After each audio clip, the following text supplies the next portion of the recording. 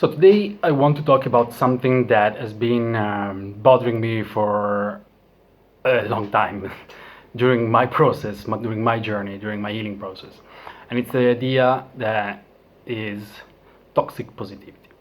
So in the previous video, I mentioned how important it is to be connected with yourself and to face the shadow, what is called shadow work. And the number one obstacle in doing that is toxic positivity. What is toxic positivity for me? For me, toxic positivity is the obligation to only experience or express positive emotions. I think it's more about expressing positive emotions. There is like kind of an implication. It's really confusing what toxic positive people actually think. Do they bullshit themselves into never feeling negative emotions? But it's impossible because they're humans, so they must be feeling negative emotions. Do they mishmash stuff and then come up and show to the world only the positive things? I don't really know.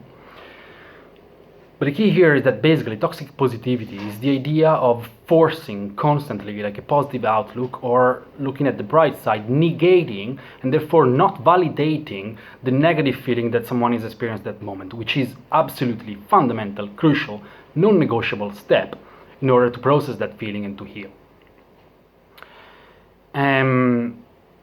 Toxic positivity is an incredibly invalidating stance and approach.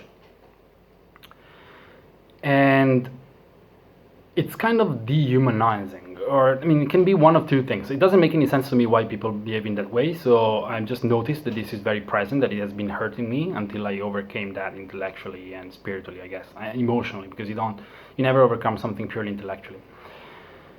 Never. But it can be one of two things, essentially. Either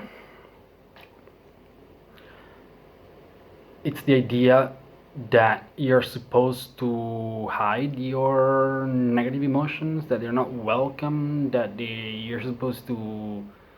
is something wrong, essentially, with you. If you feel and share those emotions, that can be anger, that can be hurt, that can be depression, that can be cynicism, it can be whatever kind of emotion is coming up, frustration. Or it is absolutely okay to feel them, but it's not cool to share those with others. And the difference is huge, right? Because in the first case, you're basically saying being human is not okay, or there is something wrong with you. Or actually, maybe it's okay to be human as long as you didn't suffer too much, as long as you don't have trauma. Because if you do have trauma, those crap emotions are inside your cells. They're inside your body, they're inside your system. There is nothing you can do. So either they're saying there is something bad with having had those emotions to begin with, or they're saying there is something bad with sharing those emotions, because that's not the way, that's not nice. That's not the way it is morally okay to behave. And if you are feeling something really bad, you should keep it to yourself, because that's how things work. So there is a spiritual, a moral assumption coming in at this point.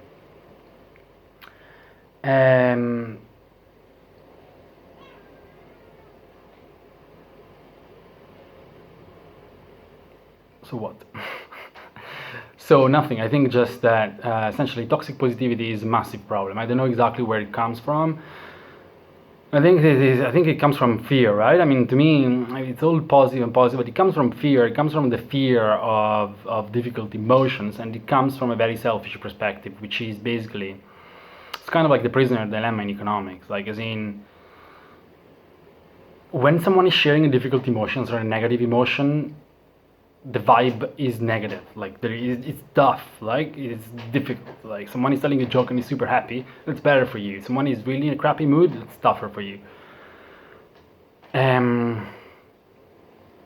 So I have no idea if the underlying, like humans have a very strong selfish drive, so it could be like essentially don't fucking bother me with your crap, or if there is something else. I'm really my intuition tells me that there is something with American culture that is to blame for a lot of this. Not all of this, but for a lot of that. Every time I engage with American people, I go to the US, I'm shocked. Like, as I don't understand how those people function. Obviously, there are a lot of different ranges and stuff, but it's in their culture. People are different, obviously. But you can sense that the underlying culture is extremely superficial, but in a way much more positive than we are here in Europe, for example. And the same many times. I mean, when I go to workshop or something like ceremony or whatever with the spiritual community, there is a lot of that. Everything is positive, everything is amazing, everything is fantastic, and at the very end of the game it is. But in the middle of the game there is a lot of shit that comes up. I mean, shadow work is tough, shadow work is dark, and you need to go through that. And if you don't allow the person who's going through that to feel validated and supported with those difficult emotions, you're making it extremely hard for them, because we are already telling ourselves that we are shit for feeling those emotions.